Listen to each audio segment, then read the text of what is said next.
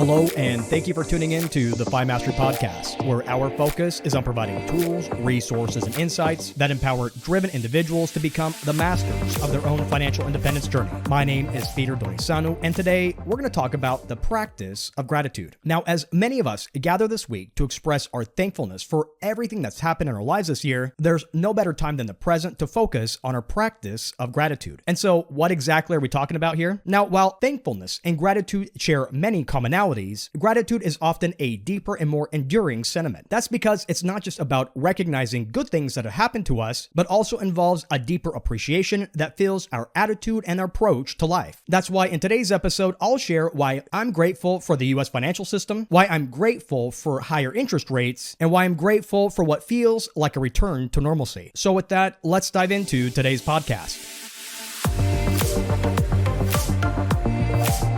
I sometimes wonder if the settlers who first landed in America in 1620, with whom we celebrate Thanksgiving this week, likely felt more gratitude than thankfulness. That's because, as you'll recall, these folks endured a roller coaster of emotions in those first few months when they touched down in Cape Cod. Indeed, to say that these pilgrims and settlers were unprepared when they first landed in what's now Provincetown is likely an understatement. You see, when settlers originally set sail from Plymouth, England in 1620, a confluence of events pushed back the travelers' departure date, leaving them precious little time to prepare for a brutal New England winter upon arrival. Now remember, they only packed so much food on the Mayflower, and by the time they arrived in the New World, most of the food they could have foraged had already withered away as the seasons changed. So then, with food running low and disease spreading, of the roughly 130 passengers and crew, nearly half the folks aboard the Mayflower died in those first few months, with some accounts suggesting that at their lowest point, only a handful of people were healthy enough to care for the rest of the sick. Now, could you imagine the feelings of despair that these people had as they huddled up on the ship, likely waiting for their turn to die? But here's where the story starts to turn good. Now, despite all their suffering, as spring approached, the settlers' fate changed dramatically, and they eventually went on to found one of the most prosperous colonies in America. And how did this happen? Well, much of their change in circumstance had to do with their chance encounter with a Native American known as Tisquantum, which we've come to know as Squanto. Now, it's worth noting that Tisquantum had already learned to speak English and understood the settlers' customs after being taken to Europe years before by other traders. And so we all know that Tisquantum showed the settlers how to plant corn, how to fish, and how to hunt and trap in the local terrain. So then, as the months went by and the crops came in during that first year, and the settlers sat back and reflected on their bountiful harvest, could you imagine the gratitude that these individuals must have felt for running into Squanto, who helped them of all people? And can you imagine the gratitude they must have felt knowing that had they landed anywhere else, they could have landed square in the sights of a hostile Native American tribe capable of wiping them out? And how much gratitude must that colony have felt following the formation of alliance with Squanto's tribe to fend off hostilities from other nations? You know, in a way, the pilgrims and settlers stared into the abyss and endured hardship in those first few months, but miraculously came through on the other side, ready to fulfill their mission. Were they thankful? No doubt. But I'd like to believe that as pilgrims,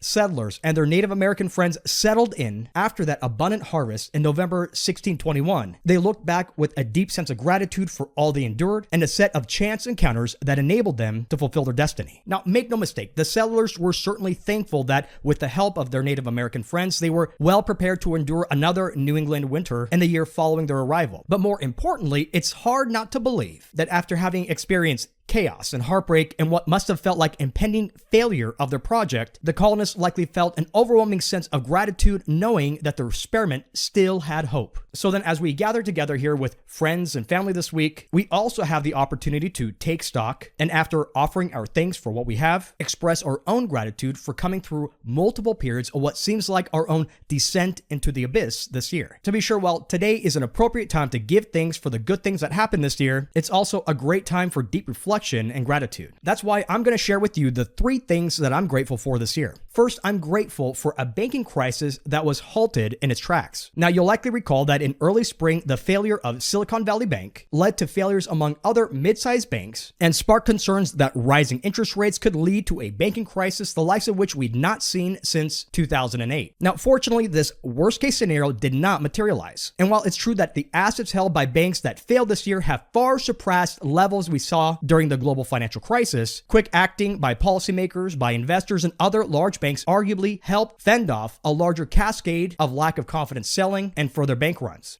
Ultimately, had a similar situation taken place in any other country, I'm not sure that financial markets would have been as resilient as they were to the uncertainty developing in the US earlier this year. That's why I'm grateful for the privilege of living in America, a first world country that, with all its blemishes, did not see a flight of capital this year and retains the position of the preeminent investment destination in the world. Now, another development that I'm grateful for is the fact that inflation is finally beginning to show signs of cooling. Now, make no mistake, the price of many goods and services we consume are still higher than they were 3 years ago. But the fact is that the rate of those price changes is starting to slow, albeit at an uneven pace. For example, energy prices this year were largely flat, while the pace of food price inflation fell to a 2-year low in October. And according to data from the International Monetary Fund, energy prices on a global scale are actually in decline so far this year. And these moves in food and energy come at a time when the price of other key goods like homes and auto are finally showing signs of cooling nationally. Now, here it's worth remembering that these moves come on the heels of some of the most aggressive rate hikes that we've seen from the Federal Reserve in quite some time, which suggests that higher borrowing costs are finally putting the damper on some excesses in the US economy. Now, are we out of the woods yet? Well, to be honest, it's too soon to tell. Indeed, time will tell whether slowing inflation is here to stay, but for now, I'm grateful for the fact that higher interest rates have arguably done some good after causing so much damage and potentially finally setting the stage for a sustained Fed pivot rally 2 years after it started. And finally, I'm grateful for a year in which it finally seems like we're starting to turn a corner away from firefighting and crisis intervention and towards the return of normalcy. Certainly the potential for a broader military conflict involving the US and Europe, the US in the Middle East, and the US in Asia is enough to keep most of us up at night. But the truth is that with all these conflicts looming large over our heads, for the first time in 3 years, my family finally attended school events, did some traveling, went on fun vacations, and enjoyed other public excursions without even thinking about the pandemic, masking, or any other precautions. And now make no mistake, while our household has been dealing with one bug or virus literally every week since our kids started school back in August, we've been grateful that we've been able to manage symptoms with over-the-counter medicines without worrying about whether our being sick could turn into a broader health complication down the road. When I sit and reflect on everything that we've been through over the past few years, especially living many days not knowing what was coming next, the fact of finally being able to see the light at the end of the tunnel this year is something that I'm not just thankful for, but I'm genuinely grateful for. Indeed, when it comes down to it, gratitude often goes deeper than simply saying thanks. That's because it's often an outward expression of genuine appreciation for the people and the circumstances that we live in. And as Melody Beattie put it, gratitude turns what we have into enough and more. It turns denial into acceptance, chaos into order, confusion into clarity. It makes sense of our past, brings peace for today, and creates a vision for tomorrow. So then, as you gather with your loved ones and give thanks this holiday season, be sure to take the time to dig deep and consider what you have to be grateful for this year. Here again, the practice is not just about recognizing the good things that have happened, but also involves a deeper appreciation that permeates your attitude and your approach to life, which ultimately enables you to take one step closer to becoming the master of your own financial independence journey.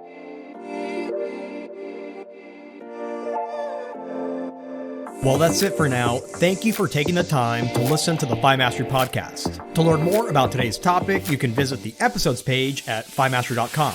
And if you can find one person in your life who would find today's message helpful in getting their financial house in order, please share this episode with them. But until next time, I'm Peter Donisanu, wishing you and yours abundant health and prosperity. The Fi Mastery podcast is brought to you by Franklin Madison Advisors, Inc. Franklin Madison Advisors is a registered investment advisor firm with its registration and principal place of business in the Commonwealth of Pennsylvania. Registration of an investment advisor does not imply a certain level of skill or training. This commentary and forecast are limited to the dissemination of general information pertaining to Franklin Madison Advisors' investment advisory services and general economic and market conditions and are subject to change without notice. The information shared today is not intended to be personal, legal, investment, or tax advice, or a solicitation to buy or sell any security or engage in a particular investment strategy. For additional information about Franklin Madison Advisors, including fees and services, please contact Franklin Madison Advisors or refer to the investment advisor public disclosures.